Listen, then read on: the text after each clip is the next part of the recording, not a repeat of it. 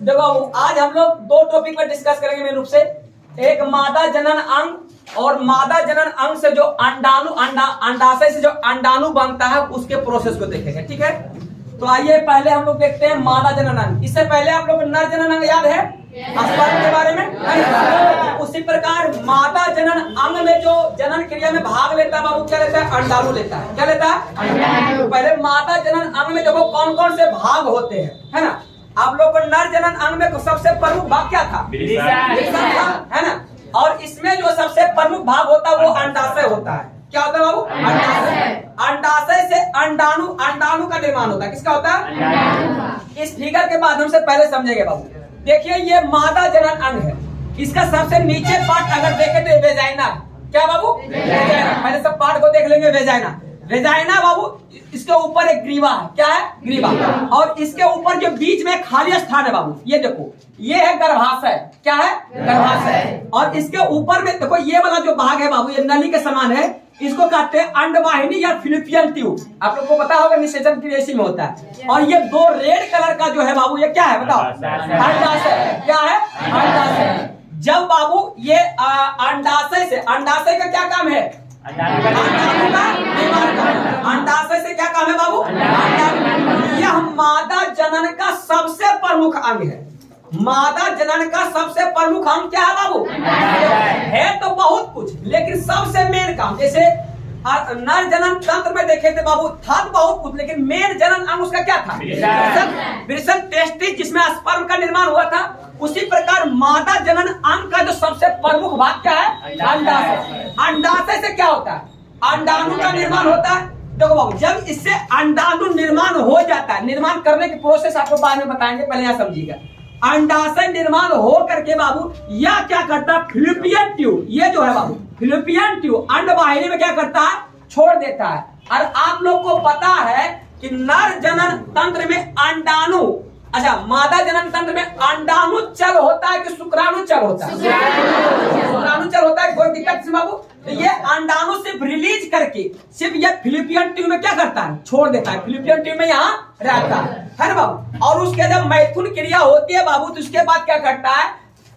शीशन जो है वेजाइना के रास्ते से स्पर्म को क्या करता है? यहाँ रिलीज कर देता है। यहाँ क्या करता है बाबू? स्पर्म को क्या कर देता है? ये रिलीज करता है, यहाँ सिर्फ छोड़ देता है। तो स्पर्म आप लोग को पता है वो पूछ हिलाएगा तो आगे बढ़ेगा तेल के कारण, माइटोकॉन्ड्रिया के कारण। तो ये बाबू जब यहाँ वेजाइना के रास्ते, इस वेजाइना के रास्ते क्या करेगा? उसको यहाँ छोड़ देगा। तो कुछ स्पर्म देखो बाबू, ये कुछ स्पर्म आगे की ओर टकराएगा।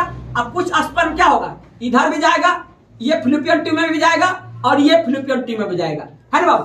आप लोग को पता है कि मासिक चक्र के दौरान ये 28 दिन का सर्कल चलता है। 28 दिन इसमें, उसके बाद 28 दिन का गैप होता है, फिर इसमें। इसीलिए एक साल में कितना मासिक चक्र होता है? 13 होता है। कितना होता है? 13। और अगर मान लिया जाए अगर जनवरी महीना में ये चलेगा तो फरवरी कौन होगा? ये। तो आपको जब निषेचन की क्रिया होता है बाबू, तो बताओ अगर ये वाला मान लिया अभी सर्किल चालू है, इससे अंडाणु निकल रहा है, तो जो अंडाणु ये स्पर्म इधर जाएगा वो फर्टिलाइजेशन करेगा? जिधर का अंडाणु निकला उधर का फर्टिलाइजेशन करेगा। तो इधर मान लिया कोई स्पर्म जा रहा है, इधर कोई स्पर्म जा रहा है, और इधर से स्पर्म जो जाएगा बाबू वह किसी एक अंडाणु से क्या करेगा? निषेचन करेगा। कोई एक अंडाणु से निषेचन की क्रिया कहाँ हो रहा है? कहाँ हो रहा है बाबू? में। अब कोई एक अंडाणु से कोई एक स्पर्म तो बहुत सारे से निषेचन करना चाहता है, लेकिन कोई एक ही कर पाता है, जिसके बाहरी कवर को जब तोड़ पाता है। कौन तोड़ता है? स्पर्म का कौन सा भाग तोड़ता है? कौन तोड़ता है?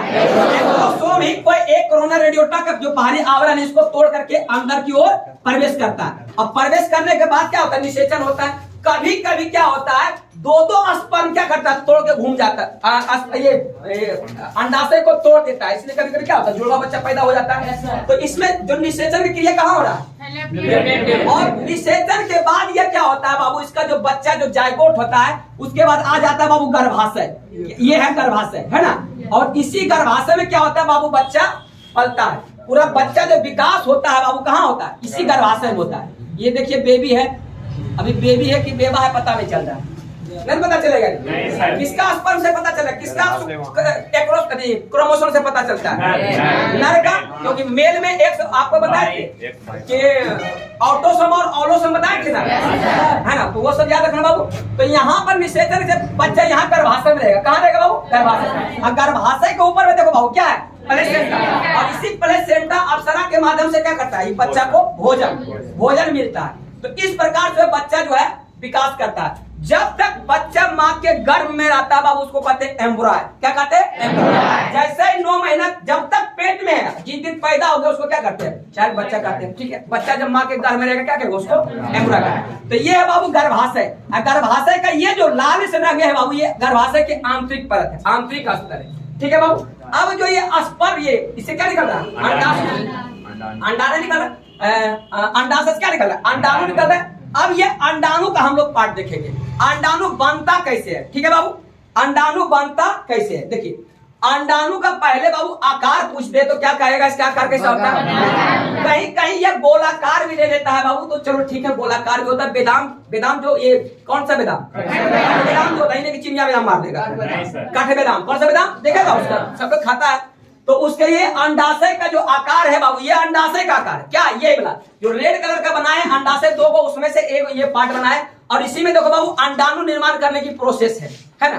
तो अंडाशय की एक और जो बाहरी और खुला हुआ रहता है बाबू, इसमें से बाबू 2 रक्त वाहिका नली होता है। कितना नली का होता है, एक से देखो बाबू शुद्ध रक्त, एक से शुद्ध रक्त अंदर की ओर जाता है, और एक से अशुद्ध रक्त क्या होता है, बाहर की ओर आता है, निकलता है। और इसके अंदर में जो पूरा भाग होता है बाबू, इसमें अस्ट्रोमा नामक पदार्थ पाया जाता है। किस कौन सा पदार्थ बाबू, अस्ट्रोमा। और इस अस्ट्रोमा में भी 2 प्रकार की होती है।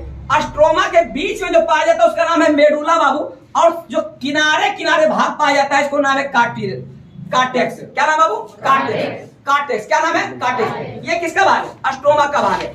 उसके बाद इसका जो देखे, उसके बाहरी दीवार को देखे बाबू, इसमें भी 2-3 को परत पाया जाता है। इसमें 1-2 परत आप लोग को याद रखिएगा। देखिए बीच वाला परत को बाबू, इसको जननिक उपकला कहते हैं। क्या कहते हैं बाबू, जननिक उपकला। और जननिक उपकला के नीचे एक और परत है बाबू, उसका नाम है टीनिया एबुला जीनिया। टीनिया एबुला जीनिया, 3 बार पढ़िएगा, याद कीजिए। ये क्या बाबू, उसकी परत है। अगर याद है तो कोई दिक्कत नहीं, तो सीधा सीधा लिख लीजिएगा। इसमें 3 परतें पाई जाती है। एक आध नाम अगर याद रखिए, ठीक है, ठीक है। मेन इसका क्या पढ़ना हम लोग बाबू, प्रोसेस। जो अंडाशय से क्या निर्माण होगा, अंडाणु।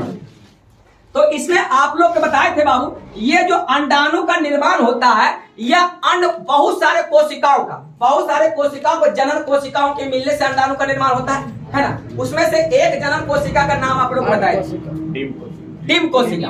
कौन कोशिका बाबू, डिम कोशिका से ही निर्माण होता है। तो इस कोशिका में शुरू में अर्धसूत्री विभाजन होता है। तो ये बहुत सारे कोशिका मिल करके बाबू, अंड कोशिका मिल करके अंडाणु का निर्माण करता है। तो ये शुरू जब पहला स्टेट या जो है, ये ऐसे मैच्योरेशन जो है, मासिक चक्र कितना साल से शुरू हो जाता है, 12 से 14 वर्ष में। लेकिन अंडाशय जो बनना होता है बाबू, ये प्राथमिक, जब बच्चा पैदा है तो उसी टाइम से बनना शुरू हो जाता है। लेकिन 12 से 14 वर्ष जैसी होता है तो उसका क्या होता है, मैच्योरिटी हो जाता है, तब ये प्रोसेस होता है। तो अंडाशय का जो प्रथम रूप है बाबू, अंडाशय, उसमें बाबू थोड़ा ये विकसित हो जाता है। ये सभी अंडाणु अंड कोशिका थोड़ा विकसित हो जाता है। इसको कहते हैं हम लोग प्राथमिक ऊतक। क्या कहते हैं बाबू, प्राथमिक ऊतक। और यही प्राथमिक ऊतक कुछ समय के बाद और ज्यादा परिपक्व हो जाता है, और इसके ऊपरी और एक और आवरण बन जाता है बाबू। इसको कहते हैं हम लोग क्या, द्वितीयक ऊतक। क्या कहते हैं, द्वितीयक ऊतक।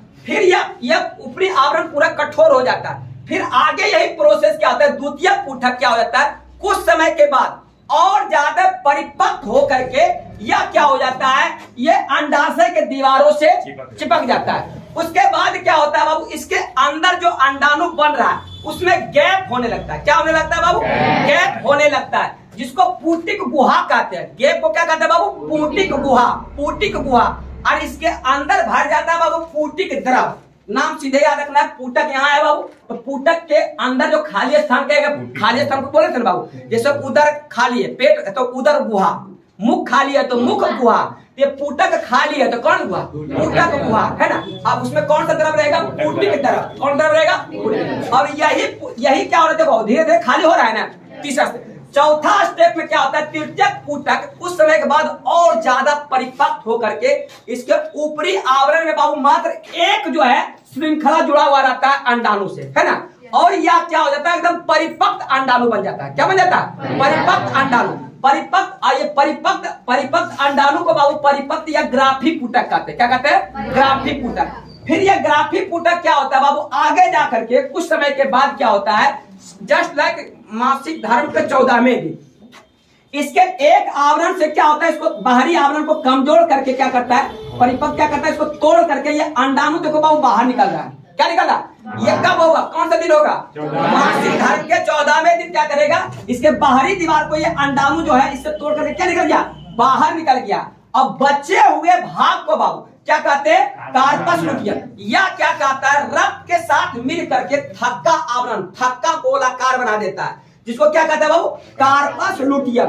यही कार्पस लुटियम जब यह अंडाणु मान लीजिए फर्टिलाइजेशन कर दिया, शुक्राणु से के साथ क्या कर दिया, फर्टिलाइजेशन कर देगा, तब जाके यह दो प्रकार के हार्मोन निकालता है, जिसका नाम है एस्ट्रोजन और प्रोस्ट्रोजन, जो कि इस मासिक धर्म को पूरा कंट्रोल करता है, दोनों हार्मोन, है ना। अगर ये फर्टिलाइजेशन में क्रिया में भाग नहीं लिया तो क्या करेगा, यह रक्त के माध्यम से क्या होगा, ये अशुद्ध रक्त के माध्यम से ये बाहर की ओर निकल जाएगा।